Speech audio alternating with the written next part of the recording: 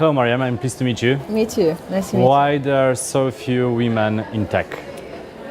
Oh, that's a very good question. There are few women in tech because we haven't invested in women and girls. And we haven't invested in young women from the beginning, really. And I think that's why we haven't built a pipeline. And because we haven't built a pipeline, that's why we don't have many women in tech. But is it because we associate technology and IT as a man's job?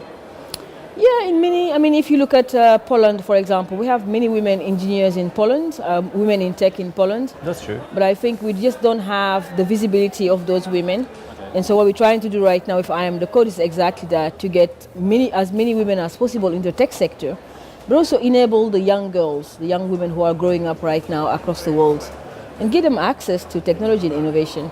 When did you start your project, iamtheCODE? iamtheCODE is actually started a very long time ago, but the whole program is now 2 years old. It's based on my story myself. I've never been to school, and I was born in Senegal, West Africa, and so I've never had any education. So I started reading and writing when I was 16 years old. So I read my first alphabet when I was 16. That's really impressive. Thank you. I started reading, and coding was the way to stay relevant, and I started using Excel. Someone just asked me earlier, so Excel was my way of learning symbols. And then from Excel, I started my first blog, and I learned how to code 7 languages in 2 years. When was it? This was in the year 2000, in that year, and because I couldn't find a job in the UK. I didn't have a GCSEs, I didn't have A-levels, and I was doing cleaning jobs and working in bars and hotels and restaurants. I couldn't get any proper job. And the lady said to me, well, now you can get a job. Now you know how to use Excel. And I use that now to go and teach girls how to code. Who are you helping right now and where? Oh, we are now in 60 countries. iamtheCODE is now a global movement recognized by the United Nations. From Argentina to China, we're teaching young girls how to code all around the world. It's the first African-led initiative to do this. And what I'm trying to do is to get women all around the world, not just in Africa. We're quite advanced when it comes to tech and innovation and getting women coding. But I think now the reason why I'm here at Impact is to also recognize the women in this country, also find a way of collaborating them and help them have a clear methodology and be part of this number we're trying to achieve. Mm-hmm.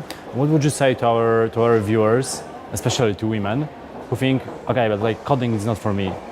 Oh no, coding is especially for you. Okay. Coding is for women, it's for marginalized communities, it's for women who feel they don't have digital skills, it's for women who feel that they're not very confident. And we want to make sure 1 million women and girls learn how to code by 2030. I'm talking about Java, Python, Ruby, key languages that will build the Polish industry. So if you're sitting home right now, you think you don't have any possibility, or you don't, feeling confident, that's just a myth. You can absolutely code. If I can code 7 languages, you can. Just need to go to a local library, take the books. They're coding free. You can have the languages online. And if you're from Poland, in a country where everybody's coming here to build technology and industries, it's your time to learn how to code. And if you think about tech industry in 2030, so in 12 years, do you see gender equality, or maybe you see AI that is doing all the jobs we have right now? No, I see in 2030, I'll see amazing women building amazing solutions from Africa to China. And I'm hoping that in Poland I can come back in and show you so many young women growing up in this country that actually can they can become the next Mark Zuckerberg, or they can build the next Facebook, the next Twitters. And I think women have so much potential, especially young girls who are growing up now into the digital world. And I think all we need to do is just give them the skills, the confidence, empathy, compassion, and kindness, and just allow them to be who they want to be. And allow men like you to also talk about them. Gender equality is not just men being in power. It's men opening doors for women, allowing them to to have events like this to have a conversation. I believe men have a bigger role to play in women empowerment. Not just allowing them, but inviting them to sit at the table. And so I really hope that in 2030, many women will be running companies, learning languages, and being prosperous. By the way, did you have a chance to meet AI humanoid robot Sophia here? Yeah, I met Sophia. Sophia is a lovely lady. She's a lovely lady. She's very passionate and very, she's very strong.